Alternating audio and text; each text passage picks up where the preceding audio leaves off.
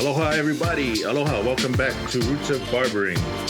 Thank you for those that have subscribed. And if you haven't and you're interested in all things traditional barbering, at least from a growth and education perspective, you might want to follow along the channel. We appreciate those that already do. I'm MJ, and I'm going to bring on my partner in crime now, Gio. Gio, where? What's up, my brother? Hey, there he is. There he is, man. How you doing, bro? I'm good, man. What time is it over there? By now it's 8:15 something. PM. PM, Huh? yeah. So we're almost going to the evening clock, 9 o'clock. So nobody gets on the street unless you got dogs. Oh man, so they've closed off the streets too, huh? Yeah. Nobody out. So from 9 o'clock till 4:30 or something like that, 5 o'clock in the morning. Oh, that's like the movie The Purge. Yeah, man. Fucking living the Purge life, bro. I will be the guy, that's hunting, man, oh, that too. No, man, but it's okay, the thing is, I don't do anything else, Yeah. Talk with you in the evenings and do this videos and do my music. Maybe do some Netflix video stuff or whatever. Yeah, man. And that's positive use of time right there, in my opinion. Yeah, I'm getting along. Everybody sees it that our editings of the videos are getting better and better and better as well. So, you got to do something positive with your life, right? For those of you that are watching this episode right now, it used to take us like 2 hours before we could even start recording because it took Gio 2 hours to set us up before we actually. And now it takes in total two hours, to make the whole video, and editing and everything. So my man has major props to prove it, man. But today's topic we're gonna talk. It'll be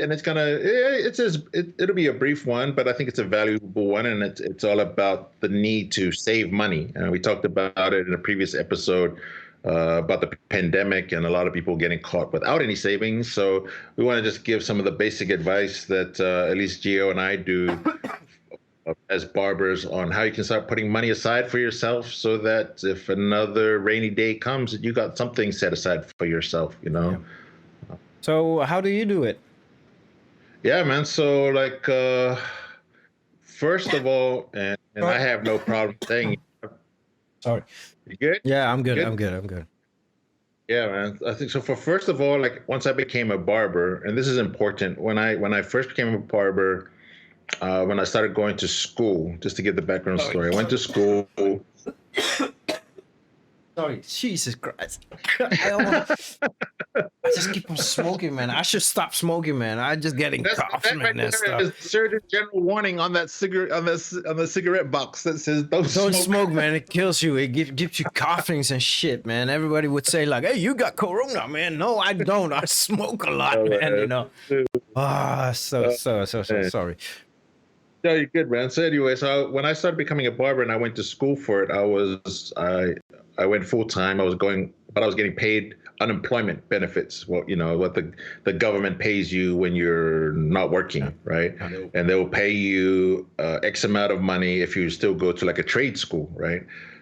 So when I got laid off from my job, I didn't have any savings at all, right? I went to school. The school my hours were paid. I got like $800 every 2 weeks, right, from the government. Yeah.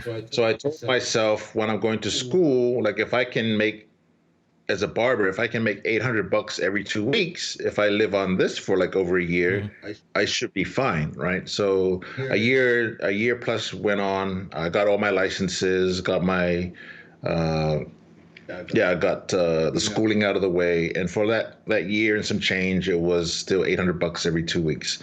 When I became a barber, the first place I started working at, I might have got like one haircut a week, 2 weeks, 2 haircuts in a week. When I was at Barber Dan's, when I started there, I was happy if I got like 2 in a day or 1 in a day, right? So I wasn't making a whole lot of money, but I made sure that I lived very, very, very frugally, right? I lived very simple. I didn't spend a lot of money.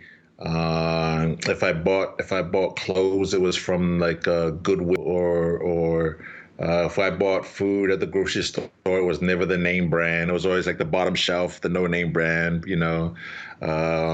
Like I've always from that time on just tried to live very, very simple, so that my expenses weren't going to be high, right? So as a barber, when I did start actually making a little bit more money, my lifestyle allowed me to save some money, right? I was able to, with the low rent or those kinds of things. So I say all of that backstory because, like, a lot of people will go into barbering, and maybe they have a spouse, they have a significant other that has an income, or maybe they come in and they just do really, really well, and they make good money right out of the gates.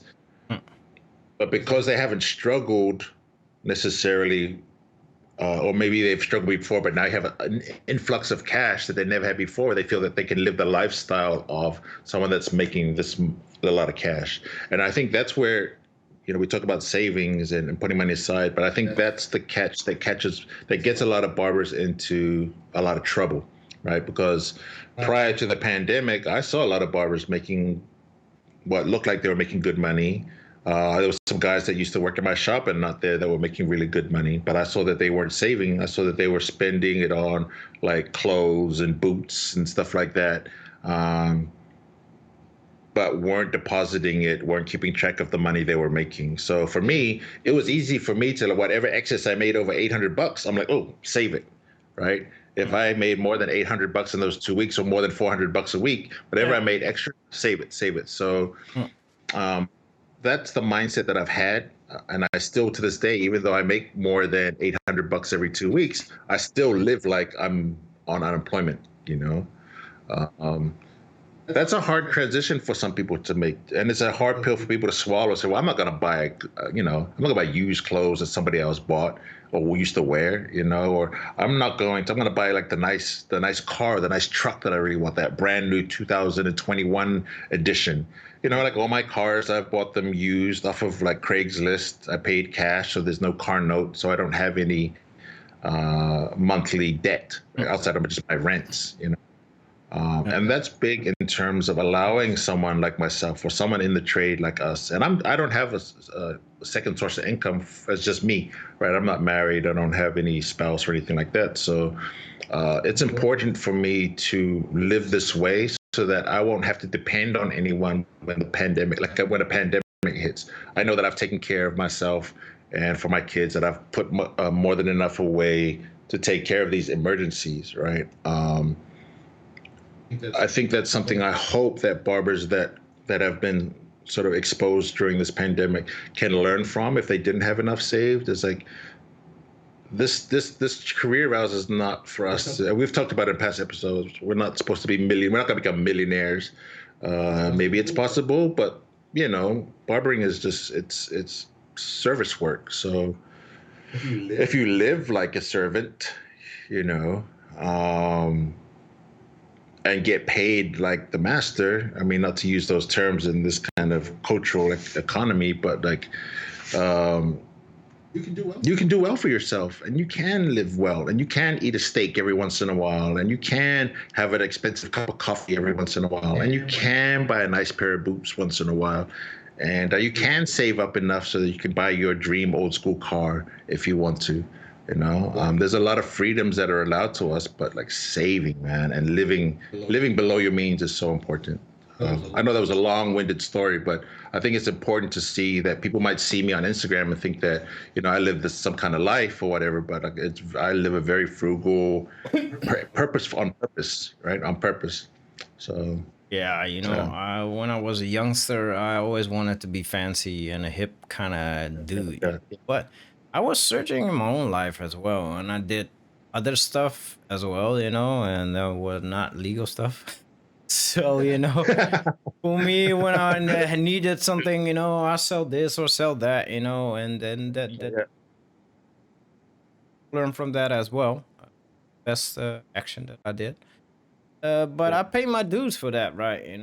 yeah, Um, I started to really change by taking care of others, you know, as first myself as well. You know, I had to be happy before you can make somebody else happy. So I started really working on myself, because back in the day I was a fucking asshole, man. You know, I know that, and I've been deceitful, I've been lying, and I did a lot of stupid stuff, man. You know, but that also has a history, and I will write a book about myself. No.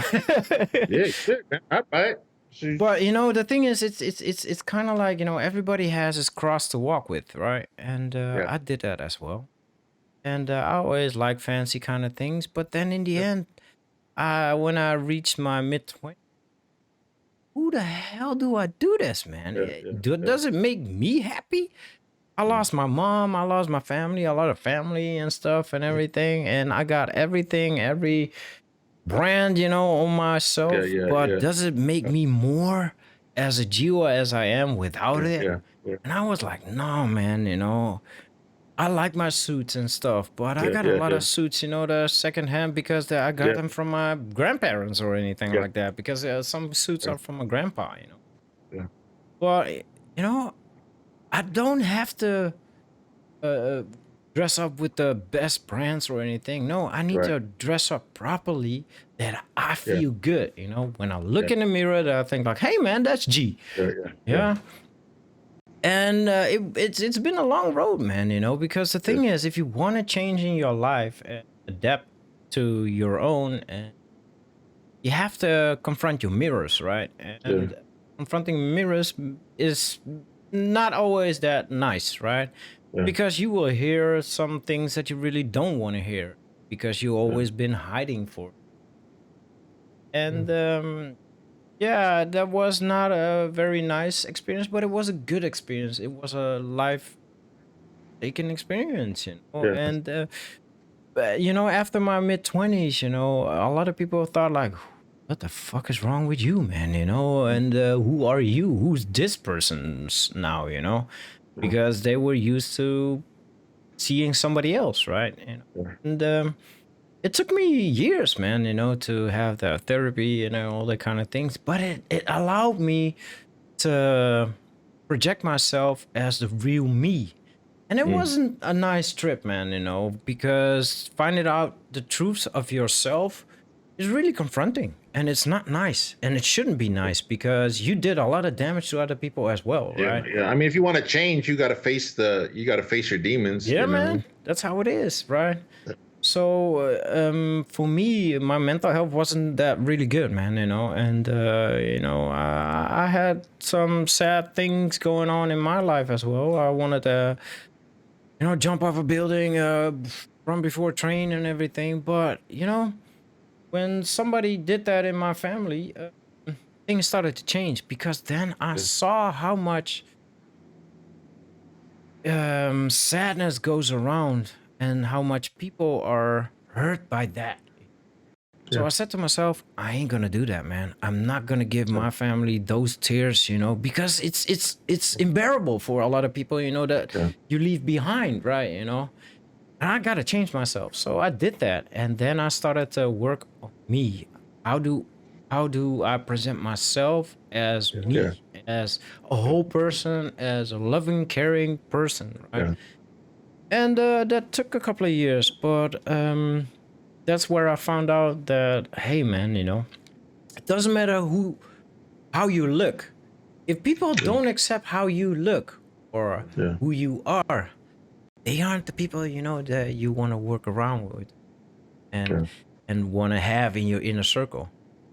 People, if you have loving people and caring people, they love you because the person who you are, you know, and not how the way you look. Everything isn't about like your outer scene. It's also what's inside, you know. I always wanted to have the prettiest girl and this and that. No, man, but during aging, you know, you found out like, hey, man, you need to fall in love for a person, right? Looks are, you know, when somebody's looking good, it's actually, wow, you know, that's a plus point, you know, that you can get with it. But if that's a horrible person from the inside, you know, you don't want to live there or gonna get married with there and have kids with them, you know. So I thought, like, I think it's human nature, though, for people to, there's they call it here. I don't know, maybe they use the same term out there, but they call it keeping up with the Joneses, yeah, right? man, And keeping up the Joneses means like your neighbor buys a nice car, so you got to buy a nice car. exactly, yeah, If your neighbor gotta add something to his house, you gotta add something to your house. Like exactly, it's sort of the constant pursuit of trying to keep up with your neighbors. And so like in barbering, like it's easy to, from a financial standpoint, it's easy to say like, well, I got to have the nicest of this because I want to be able to, what they call stunt, right? I want to be able to stunt in front of the other barbers. I want to show like yeah, I'm making good money and I'm doing well, I'm successful. And I want to prove the haters wrong that I couldn't be a barber, this and that. Problem is that like with all that money spent on those things to impress other people, those people don't give a damn. no, you know, no, exactly, like exactly. the people, nobody cares. Nobody cares what. Honestly, nobody cares what car you drive. Like I could look down the road and see nicer cars than the ones that I got now, but I'm like, but my car works. It gets me from A to B to C. So as long as it does that, and I have no car note, and I'm not wasting money on stuff, I can save like what if I had like for example, the average car note could be like $450.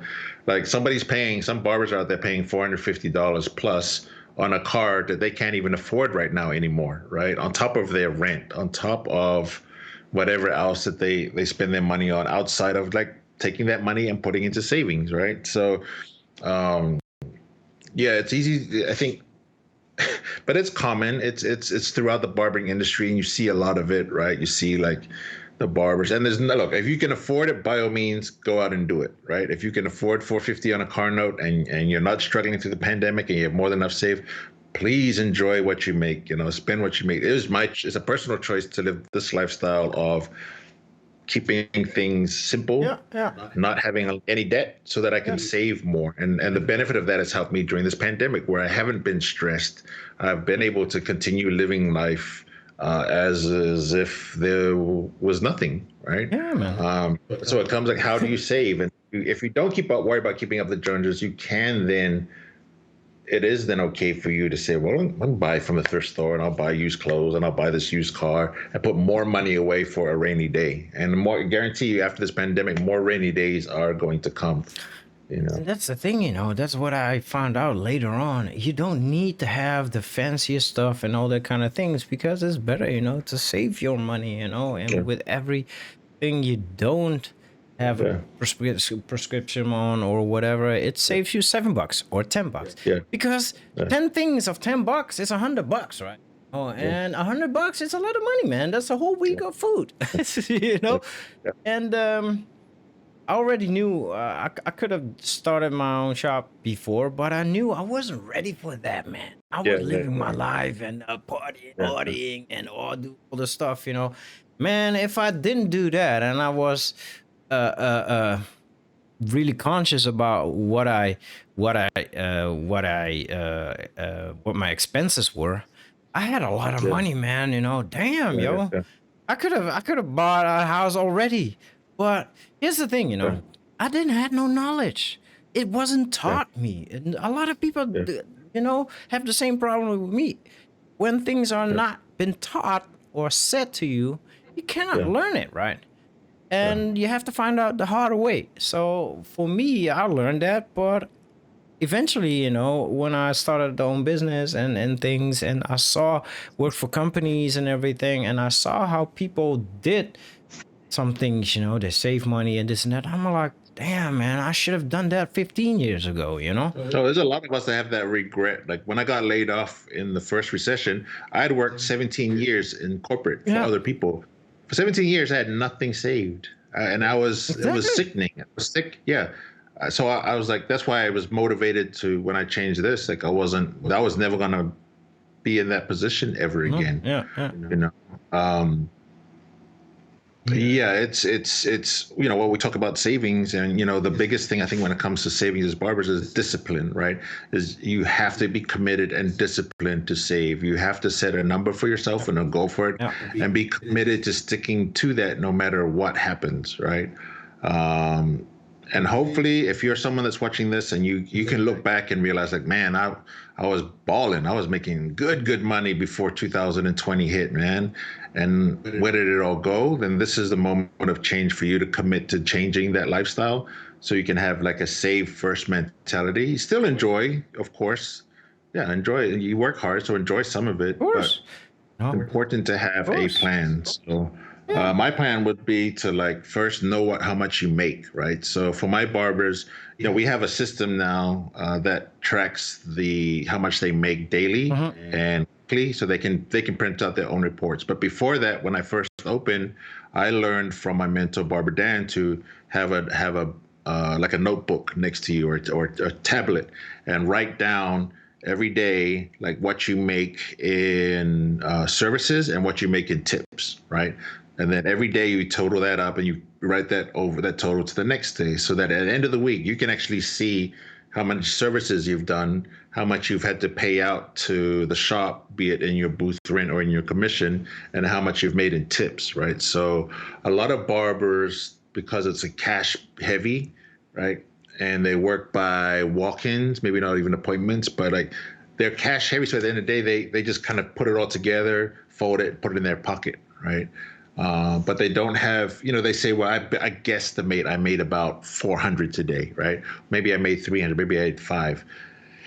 And so like for the week, they'll probably say, well, I probably made this much. Or some of them was like, I don't even know, but I know I got cash in my pocket, right? The problem is like if you made 600 and say for the week, you made $1,000, and in that same week, you went out and spent and paid some bills, and that cost you $1,500.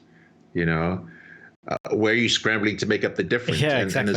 If you keep going like that, the more you keep going like that, you keep thinking, I got money, but then you're like, why am I always short? Right? So by having something written down, and I've taught my barbers this, the good ones that have stuck with me that still do it, well, they don't have to do it now, but they kept doing it before the new system. They were able to track how much they were making per week, per year, per month, so that they could look at it at the end of the year like, man, I made good money, right? I made X amount of money. Any other barber that wasn't writing down, they're like, well, how come that dude is busier, got more money than me? I was like, well, dude, if you're not writing it down, you'll never know. You'll always be guessing, right? Yep. So I had cats that just wouldn't write it down. They just assumed they were making that money. So I think the first thing is commit to knowing how much you make.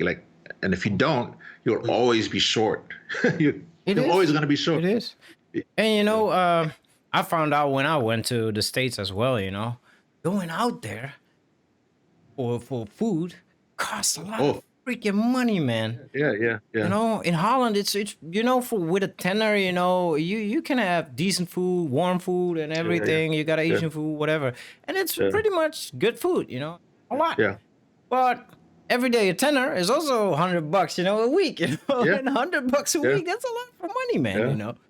Yeah. And you should adapt. And you throw in your coffee, right? Yeah. So you throw in like a coffee, like 10, 15. Exactly. So you throw in lunch, another 15. Then you order out for dinner, drive through. Exactly. And the thing is, with me, I don't have a lot of time, and I had to adapt a lot of things to that. So most of the time when we cook at home, if we got leftovers from the evening before, I take it with me to the shop, and I had to force myself to do my sandwiches in the shop, that I already had my things over there.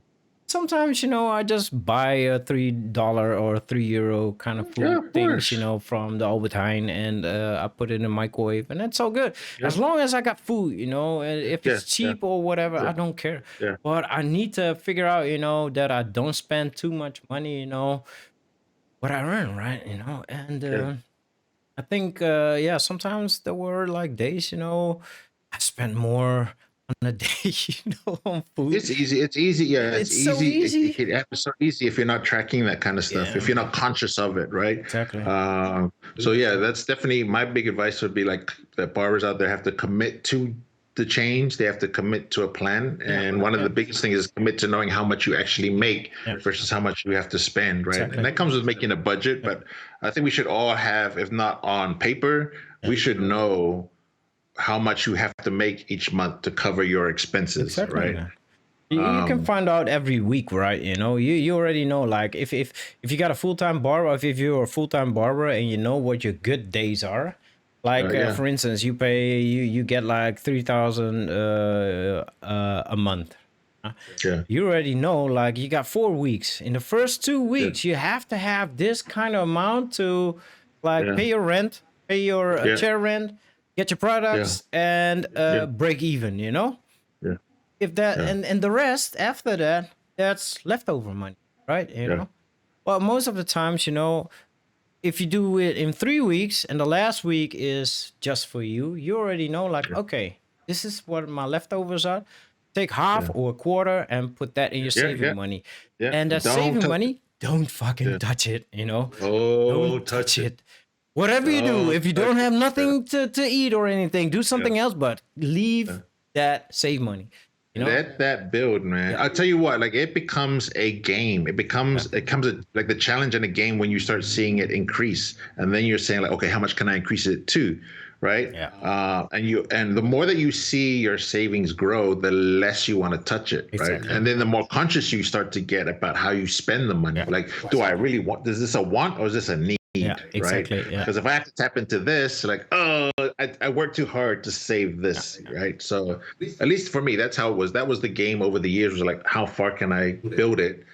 And the thought process, I don't want to spend it. If I don't need it, then I'm definitely going to touch this. You know, if it's not in my wallet, if I don't have the cash to buy something, I'm not going to buy it. Because it's a really simple kind of knowledge. It's like, if you want to have 10 grand every year for savings, you have to save $30 every day. Yeah. Something like that. You know, I don't know exactly but something like that. If you put aside every day $30, in the end of the year, you have saving monies from 10 grand. So who doesn't want to have 10 grand, you know, every year? You know, put that aside. And that could come from putting your, like, you could, like, you know, all your tips. Exactly. Just put your tips to savings and live off of your service money, right? Live off the money you make from your service. Tips. I mean, as a barbers, we shouldn't really be expecting the tips anyway, right? The tips is customers, they're not obligated to pay us a tip. Right. And that's a confusion a lot of people get. It's the customer's way of saying that because I appreciate the service you gave me, here's a little extra for that. Right. Exactly. So if you can live off of service and say, what, anything I make on tips, I can just put that away. That's another way of doing it. Right. So you could save the first haircut service each day. For every day, whatever the first one comes in the door, take that money, put it in your pocket, put it in an envelope. Right. And for the first week, do that, and every week do that, and then that's starts building your savings. 52 four was it, if you work 4 days a week times 52 weeks a year, whatever that first haircut amount is going to add up. You know, you guys out there can do the math for yourselves. You know, say you work 5 or 6 days, maybe you save 1 day of whatever you make 1 day a week. Put that into the envelope times 52 weeks and make that your savings. You know, there's so many different ways to do it. But once you commit to it and you know that, like, hey, if I got a vacation coming up, maybe I'm going to work an extra day, right? Or maybe I work an extra day every month, and whatever that extra day of the month is, whatever I make there, that goes to my savings. But you have to commit to a choice of how you're going to do it. And you have to commit to say that I'm going to put that money away. And you have to commit to saying I'm not going to touch that money. Unless there's a rainy day, like a pandemic or a family emergency, you know. Yeah, man. That's. I mean, you don't need a financial planner to tell you that. Of course, you can go into deeper stuff, like get a financial planner that can help you talk about retirement plans and, you know, investing. But from a very basic, I mean, and I've worked off of a very basic formula over the years of just live below my means. Spend less than what I make. Any extra goes to savings, and still live like, you know, I was on unemployment. So thanks a lot, bro. You know, that was a good conversation. You know, brother. Hope you guys learn a little bit of this. Yeah, we should enjoy what we're not saying like don't enjoy some of the fruits of your labor. You work hard, you should enjoy it, but don't blow it on things that you don't need. Barbering, we can make good money, but we can also have a longevity and a good career and a good life outside of barbering with our, you know, hobbies and loved ones if we just are more wiser about what we do with the money that we make. That's for sure, man. Yeah. Love, peace, and happiness, guys. You know. Love, peace, and happiness, man. If you guys want to send me your first haircut money, and I'll put it away for you, put it in the savings. For... Oh, it's better than the bank, you know. They don't get no rent and everything, you know. I take care. I'll be your financial planners, everybody. Just send me the money. Send me the money.